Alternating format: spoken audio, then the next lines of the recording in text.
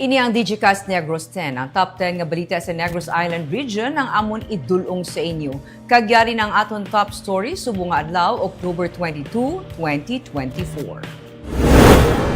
Masobra sa 700 ka mga eskwelahan, nag-suspend sang klase. May mga LGU nga wala man sang klase sa buwas. FB page ang Negros Occidental, ginhak. Klase sa 5 ka mga eskwelahan sa Calatrava suspindido bangod sang encounter sa tungasang Army kag NPA. City Legal Office nakigsugilano na sa landowner para sa pagguba sang overflow nga nagatugas ang baha sa Pahanukoy kag Sumag. Kag sa Good Vibes, Efren Bata Reyes nagdaog sa unang match sa 10-ball tournament sa Mascar Olympics. Initanan sa Digicast Negros X.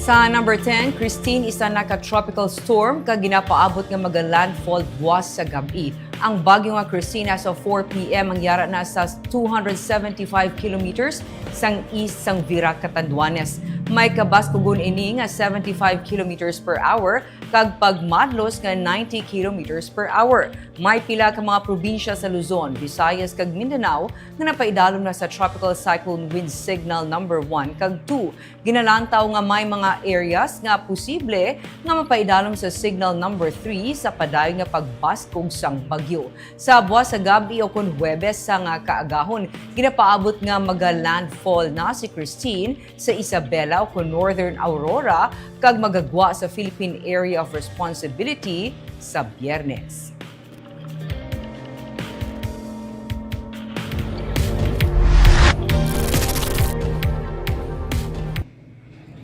Sa number 9 na hakang official nga page isang provincial government sa Negros Occidental.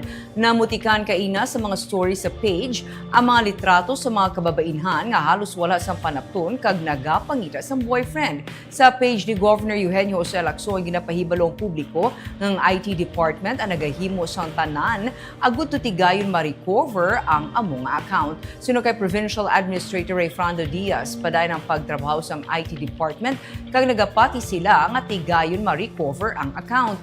Nahauna ini nga tion nga na-hack ang page sang probinsya. Damlag pa may mga LGU man nga naka-eksperyensya sang hacking sa ilang mga official page. As of press time, nakakas na mga hindi manami nga litrato nga naka-post pero padayon sa gihapon ang pag-recover pa sa account. Yes, women asking for boyfriends. So, we would never do that, of course, no? It was somebody else who got control of the Facebook page of the province illegally. So I hope na natapos na and we can again resume posting official activities of the governor and the province.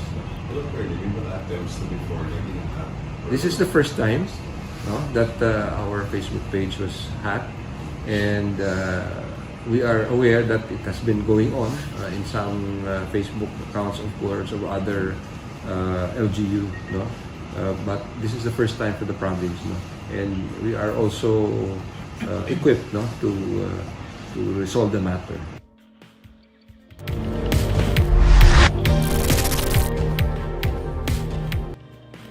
Sa number 8, inspection kag clearing operation batok sa mga ginakabing illegal vendors kag posters ipatuman sa Yuhum Foundation kag City Legal Office Integrated Task Force sa Lacson Street sa Bacolod. Sumugod buwas, magalibot sa Lacson Street ang katapos ng Bacolod Yuhum Foundation kag katapos ng CLO Integrated Task Force para mag-inspeksyon sa mga kiosko kag iban pa nga mga vendors. Ginsiling ni City Legal Officer Romeo Carlos Ting Jr. magapatuman man sila sa clearing operation batok sa mga illegal nga posters nga wala sang approval gikan sa foundation. Nagligad lang nga semana sa nagpatigayon sang clearing operation ng task force sa Bacolod Public Plaza, kundi wala labot sa napakakas nga peryahan, may mga vendors man nga napahalin tungod wala sang permit gikan sa organizer sang Mascara Festival. Actually, kami natani sa before naka-meeting namin sa YOM na dapat ang ila poster na unyong dapat may QR code para ang mga libot na masitin tapos na lang galing way man na implement kapag kapag suntuig na lang yun na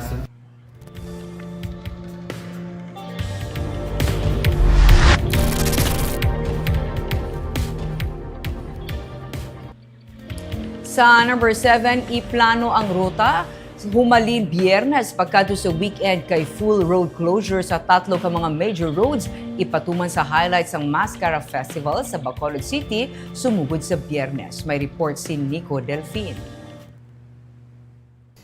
Nasugura ng partial road closure sa Lacson Street humalin kagabi para matagaan sang giya ang pag-install sang 5 ka mga stage, corporate booths kag kiosk para sa Food and Music Festival sa October 25 hasta 27. Sarang pa maagyan tubtub Huwebes ang Lacson Street pero ginsiling ni Bacolod Traffic Authority Office Deputy Jose Antonio Robelio nga sa Biyernes hasta Domingo ipatuman na nila ang full road closure halin sa intersections ng Bias Aquino Drive kag Lacson Street hasta sa intersections ng South Capitol Road. Gani mga salakyan, ilabi na mga public utility vehicles nga pakadto northbound ang ginakinahanglan mag-agi sa Gatuslao Street kag Aguinaldo Street naman ang gintalana para sa mga salakyan nga pakadto southbound. Kasubong sang nagligad nga tuig mangin one way ang Gatuslao kag Aguinaldo Street. Ma-set up na gid sila sang ilang stages by 8 p.m. karon sa gabi. So once nga i-set up na nila ang dalagko nga stages, hindi na malabyan sang salakyan, amuin ang rason nga ga-full closure kita. Sa October 26, Sabado nga adlaw ipatuman ang full road closure halin las 4 sang hapon hasta las 8 sang gabi sa porsyon sang Circumferential Road halin sa the Upper East Avenue hasta sa St. Francis Street o kun sa lilikuan sa Doña Juliana Heights para sa Electroica Diva kag Float Parade. Magahalin sugod ang parada sa the Upper East sang Mega World asa sa Bacolod City Government Center.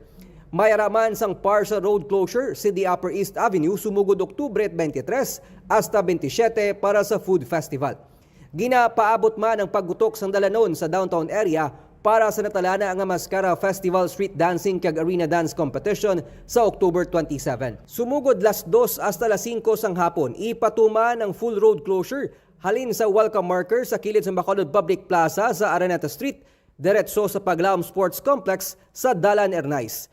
Tungod man sang heavy traffic sa nabilin nga highlights ng tuigan nga selebrasyon sang syudad, ang Bacolod Negros Occidental Economic Highway o kon Banose ang gintalana sang DPWH upod sa bitaw nga mangin alternative route para sa mga motorista. So as of now, it is just a suggestion, option lang na because we have festivities sa NGC, pero hindi pa kami gid maka-fully implement nga wala na gid track sa circumferential because we need a SP approval.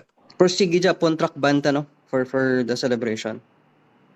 Yes, the truck ban is continuous Monday to Friday, 4 p.m. to 8 p.m. sa gabi, kag 4 a.m. kag 8 a.m. sa aga. Ang Banose ang may kalabaon nga masobra 48 kilometers gikan sa bagong dalan sa Barangay Sumag pakadto sa Bacolod Silay Airport Access Road nga nasakpan sang Talisay City. Nico Delfin para sa Digicast Negros.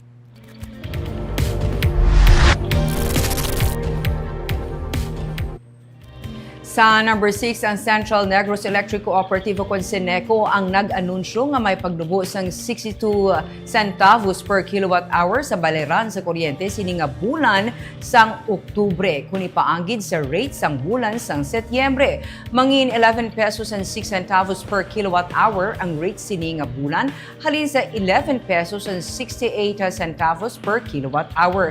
Sunod sa Seneco, may pagdubo sa generation charges bangod sang pagdubo sang presyo sang wholesale electricity spot market kag paglubo pagid sang VAT charges. Samtang ang Negros Occidental Electric Cooperative o NOSECO ang nag-anunsyo man sang paglubo sang 1 peso and 63 centavos per kilowatt hour sa bulan sang Oktubre. Inibangod sang paglubo man sang presyo sang wholesale electricity spot market kag paglubo pagid sang VAT charges. Ang Northern Negros Electric Cooperative o NONECO nag-anunsyo man sang paglubo sang 89 centavos nga bili sa kuryente bangod man sang pagnubo sang presyo sang wholesale electricity spot market kag pagnubo pagid sang VAT charges.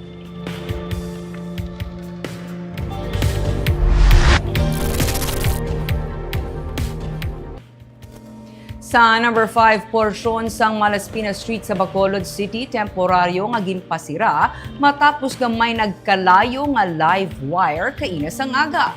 May report si Romeo Subaldo.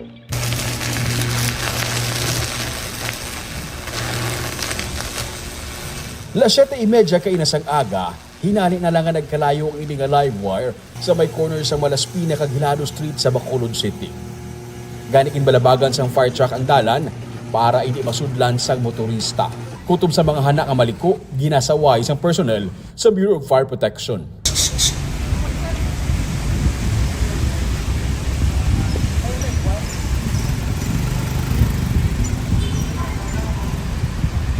Temporaryo nga nagakapatay ang kalayo, samtang nagatalithi. Dugay-dugay, liwat nga nagadaba-daba, nga dumay gina-welding lang sa dalan. Ang ini nga modern jeepney nagtingwa pagid magsulod sa dalan, gani ginpabalik kay delikado.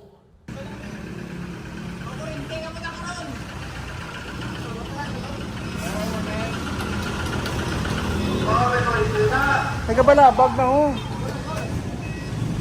Dugay-dugay, may nag-abot na nga personnel sa Negros Power, ginpatayan na ang supply sang kuryente. Ginpalapitan na sa mga bumbero ang tricycle, kag salakyan nga nagaparking malapit sa live wire. Ginkakasa nagalaylay nga live wire, kag napalabyan liwat ang dalan. Wala may baluan kung nga ana utod ang linya sang kuryente. Gintawag na lamang sa BFP ang insidente, bangod may kalayo na. Wala naman sa may report nga nasamaran sa amo nga insidente.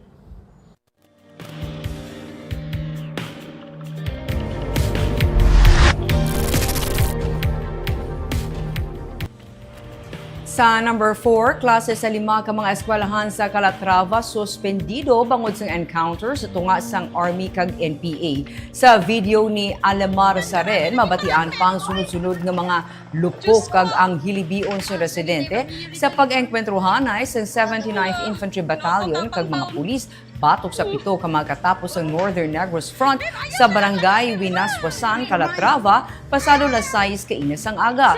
Suno kay 79th IB Commander Lieutenant Colonel Arnel Calawagan, nagluntad ang enkwentro bangod sa nagapadayon nga focus sa military operation para madakpan ang mga rebelde. Naglawig ang enkwentro sa masobra 10 minutos. Nagapati ang militar nga yara sa lugar ang wanted nga NPA nga si Arnel Tapang na may patong sa ulo nga 1 milyon ka pesos. Wala sang may napilasan sa bahin sa otoridad. Samtang posible suno sa Army, may napilasan sa rebelde bangod sa mga dugo nga nakita sa encounter site. Bangod sini nagdeklarar sang class suspension si Mayor Marilyn Era sa 5 ka mga barangay sa Banwa sugod subong nga adlaw until further notice. Ini nagalakip sang barangay Cambayubo, Hilubang, Winaswasan, Makasilaw, kag Pantaw.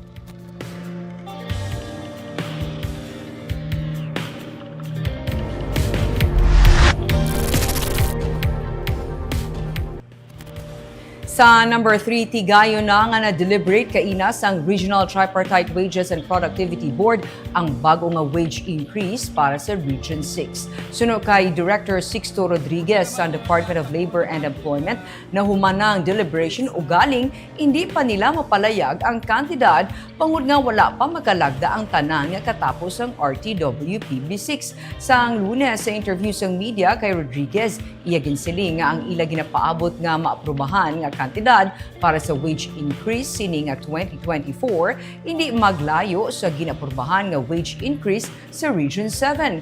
Damlag pa 33 pesos hasta 43 pesos nga wage increase kada adlaw ang ginapurbahan sa Region 7. Yara naman karon sa 480 pesos ang minimum wage sa Region 6. Suno kay Rodriguez, sila ang ginmanduan nga magpatuman sang madasig nga desisyon sa wage increase. Klaro niyang effectivity date para sa bag-o nga wage increase hindi antes sang November 16. Mahimo ini pagkatapos pa sang November 16 o kun mismo sa amuman nga adlaw na.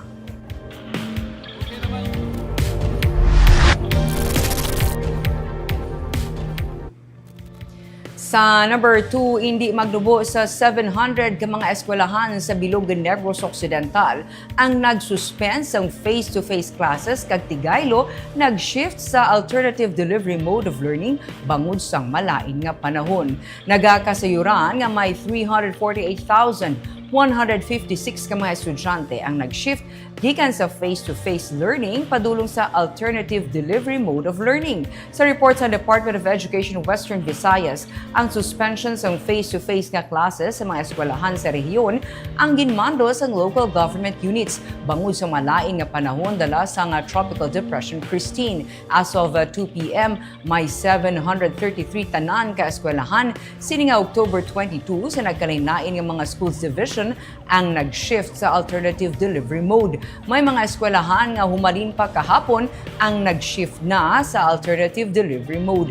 May yara naman nga nag-announce na sa cancellation of face-to-face learning para buwas. Ang Kawayan kag Pulupanda nag-cancel na sa face-to-face classes sa October 23 kag ang Calatrava naman para sa October 23 kag 24. Samtang sa report sa Provincial Disaster Risk Reduction Management Office, may evacuees sa Bago City, 48 families, kag sa Cadiz naman, 268 families. Pero ang sa Cadiz ang nakapauli na. Samtang cloudy to gloomy skies kag light to moderate rains ang nagatupa sa nagkalain-lain nga bahin sa probinsya, suno kay Irene Bel Potenia, ang pamuno sa PDRRMO.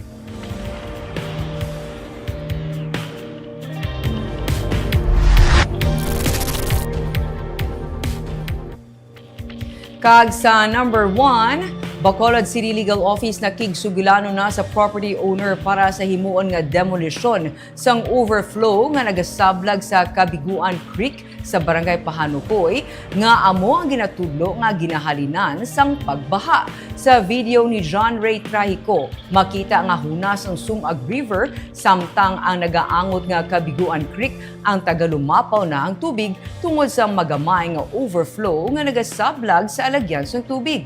Sa ginpatigay nga inspection sang katapos ng City Legal Office kag City Engineer's Office kahapon, nakita nga ang overflow nga ginakabig illegal structure ang kabangdanan sa pagbaha sa mga kaiping nga purok nga nasakpan sang Barangay Pahanukoy sa pagbunok sang ulan. Pila ka mga motorisang inoras nga na-stranded, pati na ang mga ambulansya nga naguot sa Araneta Highway tungod sang baha. Ginpahayag ni City Legal Officer Romeo Carlos Tin Jr. nga nagsugot ng property owner nga ipakakas ang overflow nga nagasablag sa Kabiguan Creek. Sa pagsinapol, ila istoryahan kung sino ang magapademolish sang illegal structure kag maga-construct sang temporary nga taytay nga maagyan sang mga pumuluyo. Samtang ang Department of Public Works and Highways ang magatalana sang 25 million pesos para sa drainage construction project sa Banga Tumaro kag Banga Aning. Agud makapahagan-hagan sa malawig nga pagbaha nga nagaapekto sa Barangay Pahanukoy kag Sumag sa Bacolod. Now, okay man sila na ipaguba. Ang ano lang nila kung butangan ng to bridge na no po. Na bakit hindi ko nakapromisa ko na no, kasi way na budget pa butang. After niya. Kinmuno ko man na, bakit hindi pa kami kabutang na bridge. Kaya una bes, walang dalan naman i-connect ang dalan. Kung unless na ibutangan mo na dalan, i-donate mo sa city, para mo butangan ng bridge.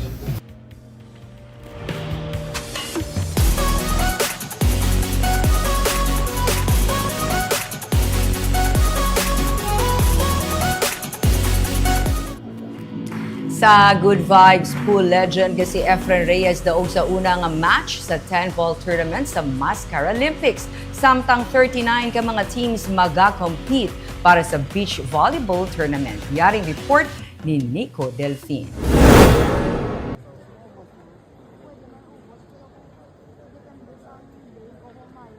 Daog siya nga una nga match si Efren the Magician Reyes kontra kay Mark Ace Hungko. Nga taga Murcia sila pagsambuha para sa 3rd Mayor Albi Benitez 10-ball tournament sa Ayala Malls Capital Central. Ginpahayag ni Reyes nga ginakabig greatest of all time sa hampang nga billiards nga nalipay siya sa pagbalik sa Bacolod para mag-compete sa pagsaulog sang Mascara Festival 2024. As usual, tsamba lang para sa iya ang kadalagan. My game, this time I got lucky. But you know, I don't think I'm gonna play good. But each time I play good, I'll be stable.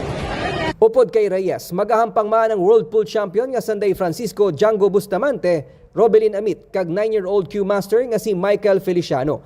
Kabahin sila sang 128 ka mga pool players nga nagakompete sa 10-ball tournament.